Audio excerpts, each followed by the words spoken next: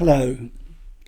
I've spent some time thinking about the whole love and light thing, the kind of peace and insight people often find through meditation or religion.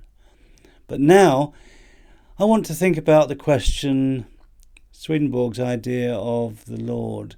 The question is this idea actually helpful in connecting with something bigger than ourselves?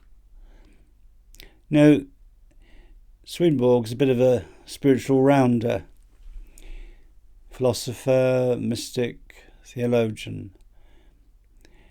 For him, the Lord is divine human. Sounds intense, I know, but stick with me. Swedenborg wrote from a Christian perspective, but I believe, honestly, his idea of the Lord can speak to anyone, regardless of their religious background. At the core of it is this: the divine is like a warm light of love and wisdom that touches us deeply, not just up in the clouds, but in our hearts and minds, something that both holds us and flows through us. He paints a picture of the Lord with a compassionate heart, a wise head,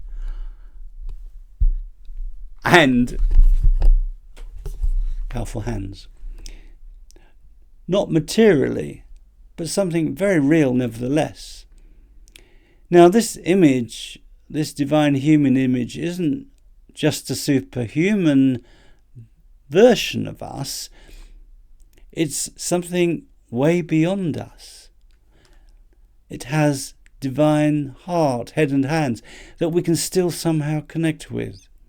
One that we can reflect in our daily lives in our own tiny, imperfect ways. Now, this sounds like a paradox, and this does seem to be the case. A lot of spiritual traditions, Christianity, Hinduism and so on, you name it, they talk about the divine being both within us and beyond us at the same time. And that's where the paradox feels. Sounds contradictory, right?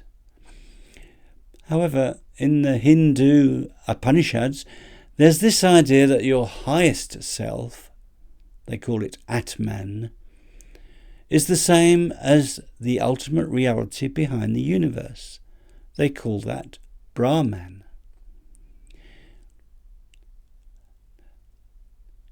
Swedenborg is clear. The divine spark inside us is not ours. It is something we receive, however. It belongs to the Lord. Kind of like a light we reflect, not one we produce. And without even that small reflection inside us, we might never be able to recognize anything truly good or beautiful outside of us.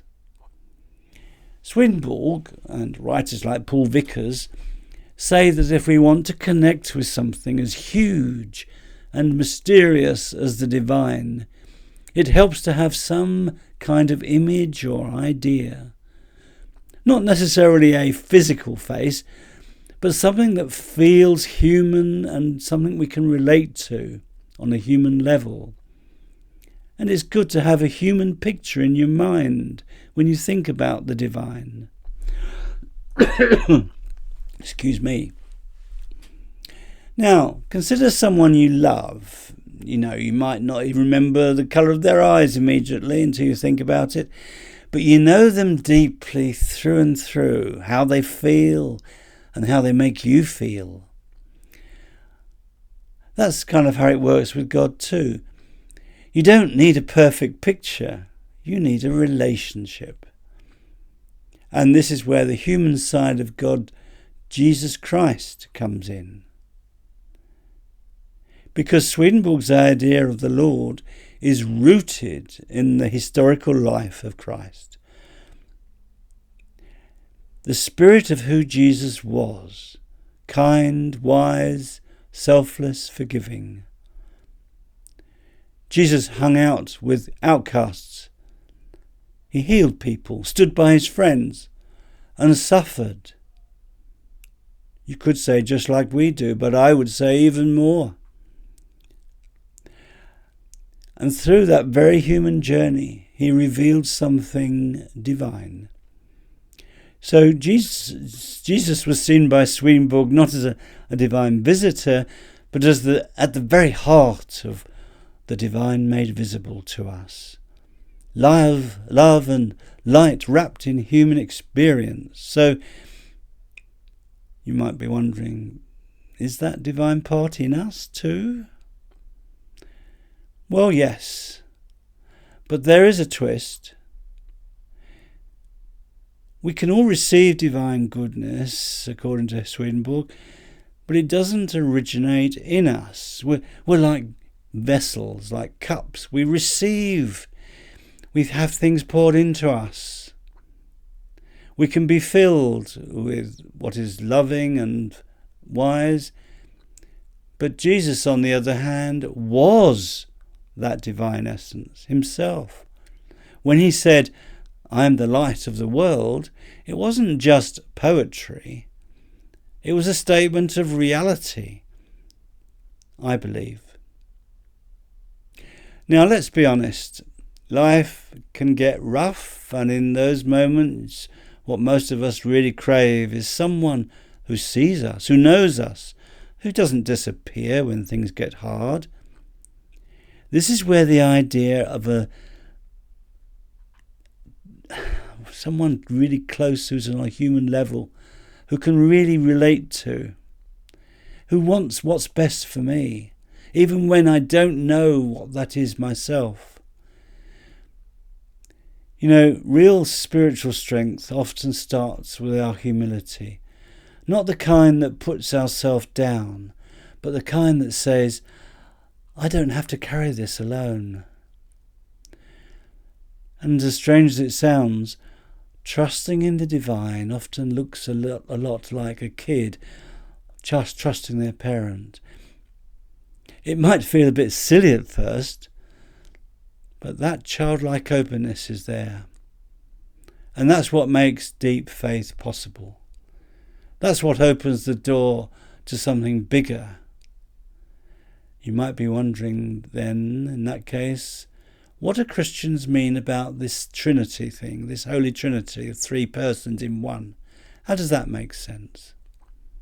How could God the Father, how could God the Son and God the Holy Spirit, how could they all still be one? Swedenborg's take is refreshingly simple.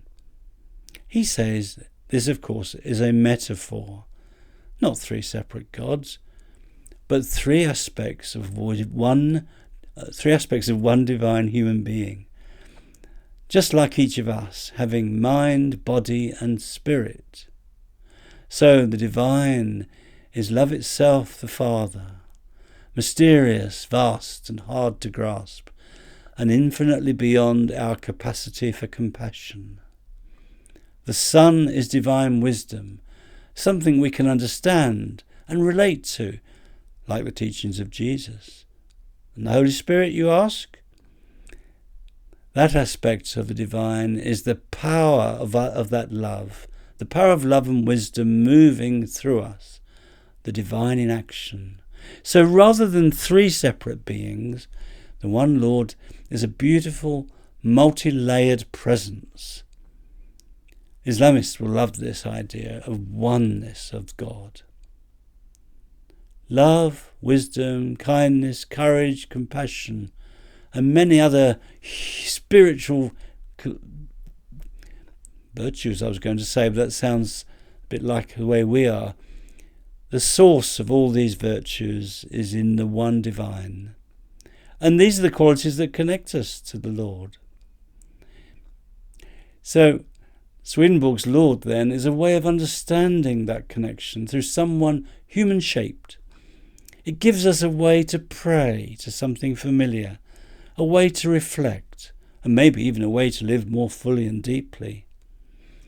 Because sometimes what we really need is not a cloud of cosmic energy, but a warm light, a kind of face, and a wise voice that says, I am here.